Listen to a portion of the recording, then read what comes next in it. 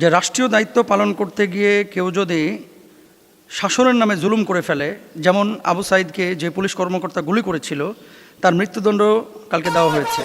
তো সেক্ষেত্রে কিসাসের বিধান আর এই মৃত্যুদণ্ড এক হবে কিনা, আর রাষ্ট্রীয় দায়িত্ব পালন করতে গিয়ে আমি রাষ্ট্রের গোলাম বা হুকুমের গোলাম, এই গোলামি করতে গিয়ে জুলুম করা যারা করে ফেলে এদের ব্যাপারে শরিয়ার বক্তব্য কি? এরা কি আসলে ক্ষমা পাবে বা মৃত্যুদণ্ড হলেই কি আল্লাহ তাআলা মাফ করে দেবেন কিনা? আর এই ব্যাপারে শরী বক্তব্য কি, মানে কিসাসের বিধানটা আর কি। দেখেন, প্রথমত হচ্ছে লা তাআতা লি মাখলুকিন ফি মাসিয়াতিল খালিক, যে স্রষ্টার আনুগত্যের ক্ষেত্রে কোনো মাখলুকের আনুগত্য কোনো মুসলমান কখনো করতে পারে না। এখানে কয়েকটা বিষয় আপনাদেরকে স্মরণ করে দিচ্ছি। সূরা মাইদার যেমন 32 নম্বর আয়াতে আল্লাহ সুবহানাহু ওয়া তাআলা বলছেন, মান কাতালা নাফসান বিগাইরি নাফসিন আও ফাসাদিন ফিল আরদ ফাকান্নামা কাতালান নাসা জামিয়া। কোনো ব্যক্তি যদি কাউকে হত্যা করে, কোনো হত্যার বদলে নয়, বা পৃথিবীতে ফ্যাসাদ সৃষ্টি করে, সে যেন গোটা মানব জাতিকে হত্যা করলো।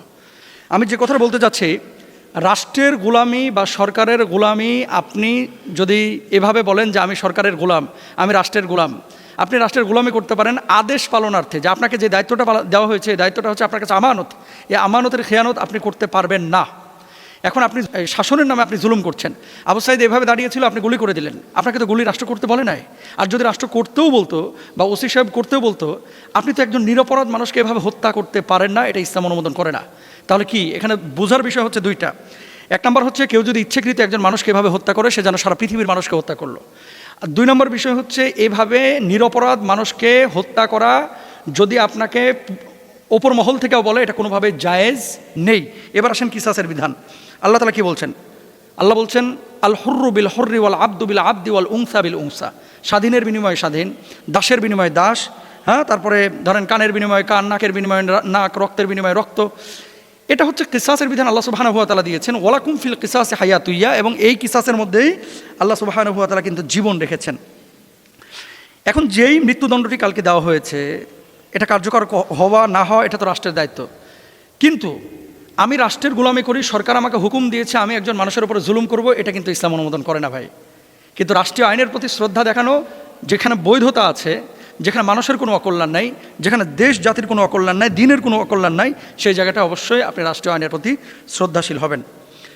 এরপরে দেখেন রাসূল আকরাম সাল্লাল্লাহু আলাইহি ওয়াসাল্লামের একটি হাদিস, মান কাতালা মুআহাদান লাম ইয়ারাহ রাইহাতুল জান্নাহ। এটা সহিহ মুসলিমের হাদিস। যে ব্যক্তি কোনো চুক্তিবদ্ধ নিরাপত্তাপ্রাপ্ত মানুষকে হত্যা করে, সে জান্নাতের গন্ধও পাবে না। এখন রাষ্ট্রের নাগরিকের নিরাপত্তার দায়িত্ব হচ্ছে আপনার। এখন আপনি সে নাগরিকের বুকে গুলি চালিয়ে দিলেন, আপনি গুম করে ফেললেন, আপনি আর হক নষ্ট করলেন, অবশ্যই আল্লাহর আদালতে আপনাকে দাঁড়ানো লাগবে। এই জন্য আমি বলবো, কিসাসের বিধানটা রাষ্ট্রীয়ভাবে যদি অ্যাপ্লাই করা যায়, প্রয়োগ করা যায়, তাহলে বাংলাদেশে পরবর্তীতে এরকম নিরপরাধ কোনো মানুষ হত্যার মুখোমুখি হবে না, এবং পৃথিবী থেকে তারা বিতাড়িত হবে না, পৃথিবী থেকে তারা বা দুনিয়া থেকে এভাবে নিজের জীবনকে উৎসর্গ করে আবু সাইদের মতো পরিস্থিতির মুখোমুখি হবে না। এই জন্য কিসাসের বিধান আসলে জরুরি।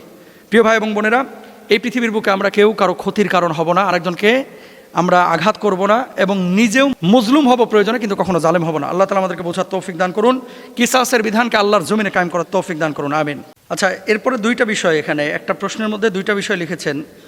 2050 সালের মধ্যে সারা বিশ্বে মুসলমানদের সংখ্যা অধিক হারে বেড়ে যাবে এবং মুসলমান বিশ্বকে লিড করবে, এরকম কোনো তথ্য আপনারা কি দিতে পারবেন?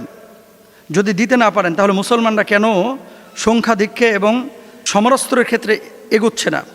2 নম্বর, শুনলাম ব্রিটেনেও মুসলমানদের সংখ্যা অনেক হারে বাড়ছে এবং ইউরোপে বাড়ছে। 2050 সালে নাকি খ্রিস্টানদের চাইতে মুসলমানদের সংখ্যা বাড়বে। এ ব্যাপারে আপনি কিছু বলবেন কিনা? আরেকটা পয়েন্ট তিনি লিখেছেন, বর্তমান প্রেক্ষাপটে ইরানের সাথে যে যুদ্ধ চলছে, ইরানকে দমানো কি এতটাই সহজ? আপনাদের মূল্যায়ন কি? দেখেন, 3টা পয়েন্ট।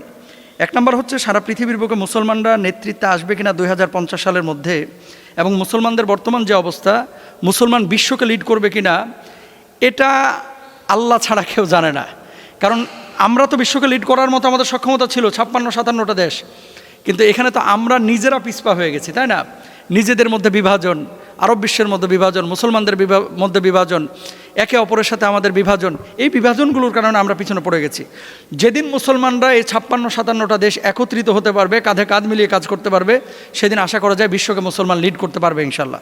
2 নম্বর, তো এখন আপনি কি করবেন? আপনি দোয়া করেন আল্লাহর কাছে যেন মুসলমানদেরকে আল্লাহ তাআলা তৌফিক দান করেন। আগামী 50 বছর পরে মুসলমানরা খ্রিস্টানদের চাইতে সর্বাধিক হবে কি না? জন্মের হার মুসলমানদের যেহেতু বেশি, এই যে ব্রিটেনেও তো এখন মুসলমানদের জন্মের হার বেশি, ইউরোপে মুসলমানদের জন্মের হার বেশি, খ্রিস্টানরা অন্যান্য অমুসলিমরা তারা বাচ্চা কাচ্চা নিতে চায় না। এখন এটা ডিপেন্ড করছে জন্মের হার যদি মুসলমানরা বাচ্চা কাচ্চা বেশি নেয়। নবীজি সাল্লাল্লাহু আলাইহি ওয়াসাল্লাম বলেছেন, তাজাওয়াদুল ওয়াদুদাল ওয়ালুদা ফাইন্নী মুকাসিরুম বিকুমুল উমাম, এমন নারীকে তোমরা বিয়ে করো যে নারী অধিক হারে সন্তান দিতে পারে। এটা তো নবীজি সাল্লাল্লাহু আলাইহি ওয়াসাল্লাম নিজে বলেছেন। এখন আপনি যদি নবীজি সাল্লাল্লাহু আলাইহি ওয়াসাল্লামের সেই সুন্নাহের দিকে, যে সংখ্যা বাড়ানোর দিকে যদি মনোযোগী হন, হয়তো বা 2050 সালে সংখ্যা বাড়তে পারে। এখন একটা কথা আপনারা বলে থাকেন যে 2টি সন্তানের বেশি নয়, একটা হলে ভালো হয়, এরকম অনেকে কিন্তু আপনারা বলেন। আসলে শরিয়া এই কথাটাকে এভাবে মানে না। শরিয়া বলতেছে ওয়া ইদাল মাউউদাতু সুইলাত বিআইয়ি দামমিন কুদিলাত ওয়ালা তাকতুলু আওলাদাকুম খাশিয়াতা ইমলাক। দুই জায়গায় দুইটা আয়াত। খাদ্যের ভয়ে তোমরা সন্তানদের হত্যা করে ফেলো না। খাদ্যের ভয়ে, এটা কে বলেছেন? আল্লাহ সুবহানাহু ওয়া তাআলা। এরপরে যদি সন্তানকে আপনি হত্যা করেন, এটা কিন্তু আপনাকে হিসাব দেওয়া লাগবে কোন অপরাধে আপনি সন্তানকে হত্যা করেছেন। তো মুসলমানরা যদি যুব জনসংখ্যা এটা নিয়ন্ত্রণ করে, জন্মের হার বাড়ায়, তারপরে কিছু ক্ষেত্রে যদি অমুসলিম থেকে মুসলমানে যারা কনভার্ট হচ্ছে, যারা মুসলমান হচ্ছে, সেই জায়গাগুলোতে যদি বাড়ে, পশ্চিমা বিশ্বে যেভাবে মুসলমান বাড়তেছে এভাবে যদি বাড়তে থাকে, হয়তোবা পশ্চিমা বিশ্বের অনেকে বলতেছে যে 2050 সালে সারা পৃথিবীর বুকে মুসলমানদের সংখ্যা সবচাইতে বাড়বে। এখন আসেন, ইরানকে কেন, এই যে তৃতীয় যে পয়েন্টটা, যে কেন ধ্বংস করা সম্ভব না। ইরান কিন্তু আফগানিস্তানের মতো ভৌগোলিক অবস্থানে নাই, ইরান কিন্তু সিরিয়ার মতো না। ইরান বহু ক্ষেত্রে ভিন্নধর্মী একটা দেশ, এই জিনিসগুলো আপনাদের জানা উচিত। যেমন হাজার হাজার ব্যালিস্টিক মিসাইল কিন্তু ইরানের কাছে রয়েছে। ড্রোন প্রযুক্তিতে মানে ইউএভি তারা খুব এগিয়ে আছে। এটা কিন্তু মুসলিম বিশ্বের অন্যান্য দেশ ক্ষেত্রে এগিয়ে নাই। প্রক্সি গ্রুপ, ইরান সরাসরি যুদ্ধ না করে বিভিন্ন অঞ্চল কিন্তু তারা নিয়ন্ত্রণ করতে পারে। যেমন আপনি লেবাননের দিকে তাকান, আপনি ইয়ামানের দিকে তাকান, এখানে কিন্তু ইরানের বিশাল একটা সাপোর্ট এখানে রয়েছে। সুতরাং চাইলেই ইরানকে আপনার দমানো যাবে না। রাতারাতি একটা সভ্যতা ধ্বংস করার ঘোষণা দিয়েছিল একজন পাগল পশ্চিমা বিশ্বের, শুনছেন না কয়েকদিন আগে, যে রাতারাতি একটা সভ্যতা মুছে ফেলবো। আরে বোকা, সভ্যতা কি শুধু মানুষের নাম? সভ্যতার মধ্যে কালচার রয়েছে, সভ্যতার মধ্যে মানুষের জীবন রয়েছে, সভ্যতার মধ্যে একটা এলাকা রয়েছে। পারস্য সাম্রাজ্য তো এরকম হাজার হাজার বছর এরকম তাদের উপর আঘাত এসেছে, কেউ দমাইতে পারে নাই। আর পশ্চিমের এই পাগলা ঘোড়া কীভাবে দমাবে? এটা সম্ভব না। এরপর আসেন, অভিজ্ঞতা এবং যুদ্ধ কৌশলে মুসলিম বিশ্বের সবচাইতে বেশি এগিয়ে আছে ইরান, তুরস্ক। এরা অনেক অস্ত্র নিজেরাই তৈরি করে, বাইরের ওপর নির্ভরশীলতা তাদের নেই বললেই চলে। কৌশলগত অবস্থান, বিশ্বের বড় বড় তেল রুট এখন এখান দিয়েই যায়। তারপরে এই ইরানের মধ্যে যদি আপনি মিসাইলের তাদের যে সক্ষমতা কত দূর পর্যন্ত আঘাত করতে পারে, এটা যদি আপনি খেয়াল করেন, স্বল্প পাল্লার যে মিসাইলগুলো, এগুলো 300 থেকে 700 কিলোমিটার দূরে আঘাত করতে পারে। এটা মুসলিম বিশ্বের অন্যান্য দেশ কিন্তু এক্ষেত্রে অক্ষম। তারপরে দেখেন, মধ্যপাল্লার হচ্ছে 1000 থেকে 2000 কিলোমিটার পর্যন্ত দূরে গিয়ে আঘাত করতে পারে।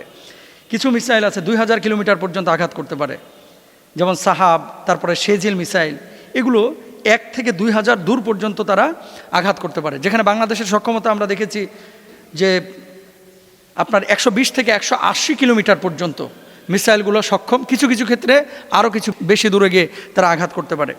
তো এই সামগ্রিক সক্ষমতা, এটা গেল অস্ত্রশস্ত্রের। আরেকটা বিষয় রয়েছে, ইরানের ভৌগোলিক অবস্থা, এখানে এত বেশি পাহাড়, স্থল অভিযান পরিচালনা করে এ দেশকে দমানো এটা কোনোভাবেই সম্ভব না, এত বেশি পাহাড় এখানে। এই জন্য এখন আমাদের করণীয় কি? আমাদের হচ্ছে প্রত্যেকে নিজ নিজ দেশ রয়েছে, আমাদের মুসলিম মিল্লাতকে এভাবেই রেডি হওয়া দরকার। আকাশ থেকে মিসাইল এসে আপনাকে ধ্বংস করে দিয়ে চলে যাচ্ছে, আর আপনি এখন তরবারিতে ধার দিচ্ছেন। ওরা যুদ্ধ করতেছে মিসাইল নিয়ে, আপনি যুদ্ধ করতেছেন তরবারি নিয়ে।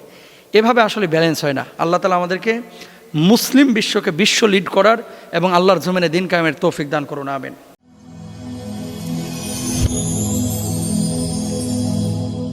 Rose TV 24. Enjoy by listening to the Holy Quran.